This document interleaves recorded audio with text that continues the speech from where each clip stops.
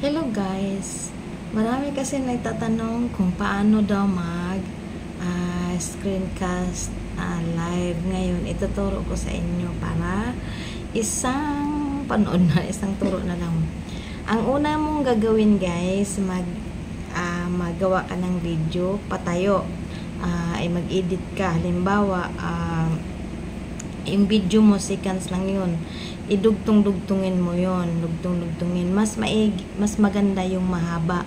Kasi kung mahaba, ilagay mo ng 1 hour, 2 hours, ganun. Kasi, pwede mo siyang iwanan. Kasi kung halimbawa, seconds lang ginawa mong video, maya-maya play ka, maya-maya play. Kasi nga, mag-i-stop siya. Kaya, ang gagawin nyo guys, mahaba ang video para tuloy-tuloy. Pwede nyo siyang iwanan. Tapos, kung gusto nyong may music, pwede rin. Gawa kayo. Basta idugtong-dugtong nyo lang yun. Tapos i-edit nyo. Kailangan patayo yung para malaki yung video. Okay guys, ituturo ko sa inyo kung paano mag-set up ng screencast live sa direct. Okay guys, let's go! Guys, punta kayo sa YouTube. Siyempre YouTube. Yan. Tapos, punta kayo ng exit kayo ng live.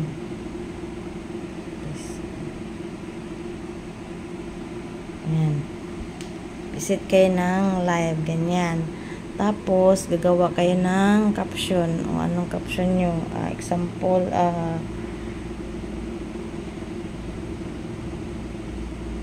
playing toys. Ganyan, depende kung anong gusto nyo. Tapos guys, lagyan nyo ng location. Lagyan nyo. Tapos, halimbawa, gusto nyong may ads. Pindot nyo din yan. Pindot. Ads. Tapos, itong screencast. Pindot nyo yan. Pindot nyo ha. Pindot. Yan. Tapos, next. Next. Tapos, siyempre, tignan nyo yan na baka mamaya napindot nyo yung mid for kids. Hindi pwede. Kailangan, no, mid for kids. Okay. Pindot. Ayan. Ganyan. Nakikita ako. Tapos, ayan. Dyan na. Yan na yung set mo, diba? Tapos, lagyan mo ng thumbnail kung anong gusto mong thumbnail. Ikaw, bala ka na.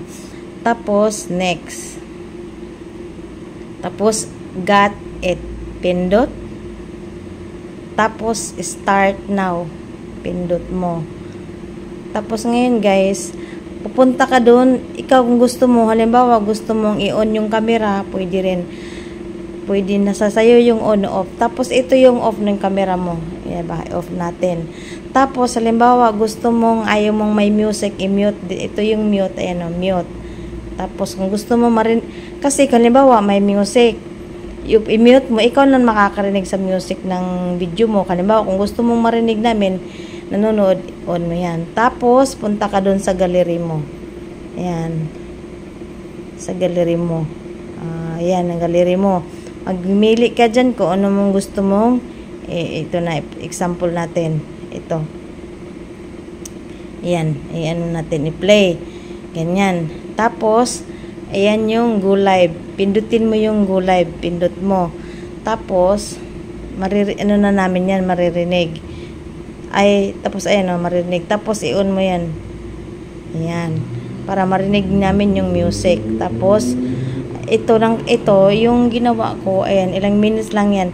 14. So, after ng 14 minutes, mag-i-end siya. Kaya nga, mas maganda yung mahaba. Halimbawa, 1 hour kasi 2 hours kasi pwede mo siyang iwanan. Matagal kasi kung dun, mayroon kang gagawin. Diba? Mas matagal siya. Kung saglit lang yan, 14 minutes. After 14 minutes, mag-in na. So, i-play mo na naman siya. Play mo ng play. Kaya, mas maganda yung mahaba ang video kaysa maiksi. Okay, guys? O, yan. Ganun. Go live mo na. Dali lang yan. Diba? O, yan na guys. Sana may natutunan kayo dun sa video ko na share kasi marami nang nagtanong sa akin, nag-PM, ganun. Kaya, ito na lang ginawa kong tutorial para sa lahat, para marami na tayong mumu lahat, sabay-sabay tayong mag-live, at least may mga mumu naman, kaya okay lang yan. Okay guys, sana may natutunan ng kaunti. Ay, na-share ko sa inyo yung natutunan ko.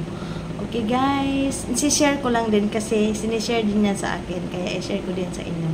Ba, share lang. Okay guys.